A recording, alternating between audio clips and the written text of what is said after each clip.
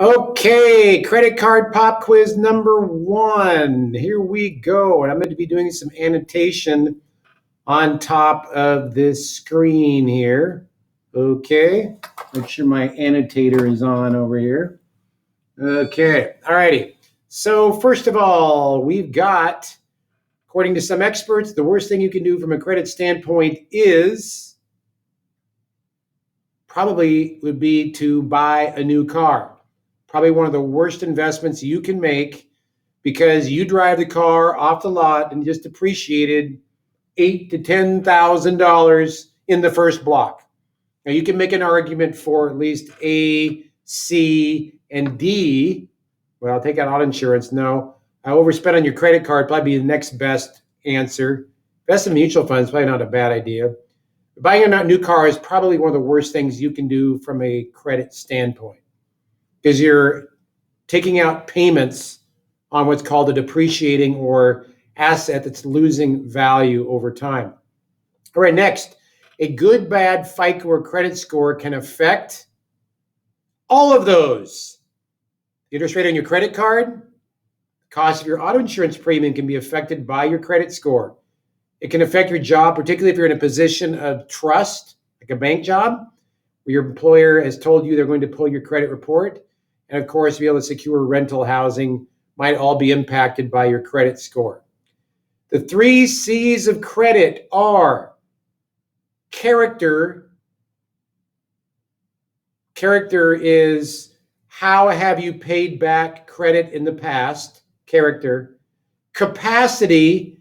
Do you have the room in your finances to pay back the loan? And capacity, whoever you're borrowing money from, they will call your employer and do what's called a verification of employment. Character, capacity, do you have room to pay back? And then capital, also use the term collateral, capital or collateral. Do I have an asset, something of value that I can pledge against this loan? Now, later on, we're going to talk about secured loans. But generally, when we talk about capital or collateral, those two terms being used together, we're talking about like an auto loan where you're signing over or giving up your title to your car to the auto finance company, or your home, which is a deed to your house for a home loan. Okay, that's capital or collateral. Something of value, is being held by the lender until the debt is paid back.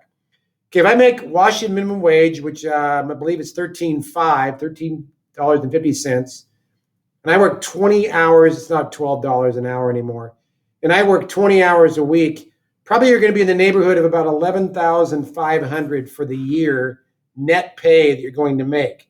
And the reason I throw this up here is $11,500 may sound like a boatload of money to you, but I swear there's a lot of people out there that could spend that much money in one day. Or, I'm going to make all this money, and rather than save it on an emergency fund, I am going to buy a really fancy car or something like that. So that money can slip through your hands very quickly. Okay, one key to managing your credit card is to determine the difference between wants and needs. What one expense category in the needs section do you spend the most money on? So when we say needs, we essentially are talking about food, clothing, or shelter. And I guess you could throw in reliable transportation if necessary. Other than that, it's not really a need. Your cell phone at $300 a month is maybe not a need. Okay? Your expensive clothes budget, which is clothing, but it could be so out of hand, it's way beyond needs. You can get, I remember I had a guy speak at my class one time, you can go to Goodwill and get some pretty decent stuff for cents on the dollar. Just saying. Needs would include groceries, a decent apartment, clothes, and a reliable car. I think that's obvious. What fraction depicts the number of credit card users who don't pay off their balance? Again, we're drawing from the Credit Wisdom presentation last week. 2/3 of credit card users don't pay off their balance every month. When we talk about spending more money than what we earn, This is called negative personal savings. We're going into the negative. We're trying to like play catch up. We're falling behind and we're spending beyond our means.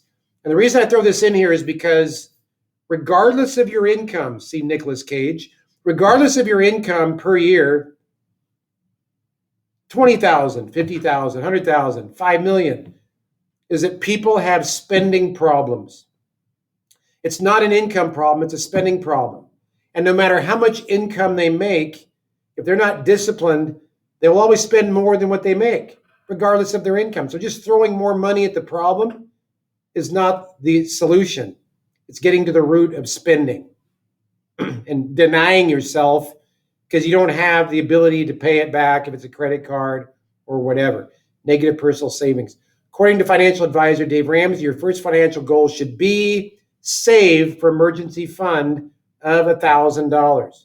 As a young person, if you have a job, this is something you should be doing and getting traction on very quickly here. Start getting in the habit of saving money. Set so much aside every pay period and plan on it. Don't just go, oh, I'll just see what's left over after I buy all my stuff. Usually when that happens, there's nothing, oh, surprise, there's nothing left over to put into savings. Pay yourself first. Pay yourself first. Create the emergency fund up front. Put the money in there first before you go off and spend the rest of it. Positive and a negative having a credit card. Well, positives are, number one, you can use it for online purchases, and it's a lot more secure than a debit card for online purchases. That's number one. Number two is there's a convenience about credit cards that are more, that you can, rather than paying cash, can't buy stuff online with cash. Three, I suppose you can use a credit card to build up credit. Four, there might be airline miles or points you can earn by using a credit card, although buyer beware on those because sometimes the credit card companies want you to feel good about spending money, and that's where the hook is. All right? They show the bait and hide the hook. One negative of having a credit card, it doesn't have the same feeling as giving away cash. It doesn't have the pain of something leaving your hand. It's a lot easier and painless, and it gets you in this mindset of being able to spend money easily. So it can put people in credit card debt very quickly. Like Amazon. I decided I want to buy something on Amazon. It's got my credit card number already in there. I go, yeah, click finalize order, whatever. And I can order something on Amazon in like 30 seconds because my credit card information is already there. And I don't feel the pain of it leaving my hand. All right. That's the negative, the big negative side. Of course, it can reduce your credit score and get you bankrupt and financial problems and marital problems and all kinds of stuff. You can avoid penalties and interest on your credit card. And again, I'm not going to scream at you, but again, pay the balance off every month. If you get yourself in trouble and you can't do that, that should be setting off red flags in your head. Oh my goodness, I can't control this. Cut the card up. Like a former financial advisor says, put all your credit cards in the oven, preheat, first of all, to 400 degrees, put it on a cookie sheet, and cook until golden brown. Okay, if you can't handle them, get rid of them. True or false, having many credit cards can have a negative effect on your credit score. This is actually true because the credit score company looks at your potential for getting yourself in debt. And if you have a lot of credit cards with a lot of available balances, that can actually bode negatively. And what you need to do is, if that's the case, just close out the ones you're not using. Okay? A loan scheme where you write a post-dated check to obtain cash now at a very high interest rate is called a payday loan, where you post-date the check or write the check in advance, a date in the future, to where that loan company can then cash that check. And oh my goodness, this is where you get what's called predatory lending, where lenders are taking advantage of people's misfortune. And by the way, it just brings up a side point. I think it's still on Netflix. Look up Dirty Money, and I think it's episode 2. Now, the language is salty and it's like PG-13, just disclaimer, but it's about this guy that he wants to be a race car driver, and he funds his hobby by being essentially a predatory lender. It's like episode 2 of Dirty Money, season 1. All right. I want to watch it with a parent because, again, the language is salty.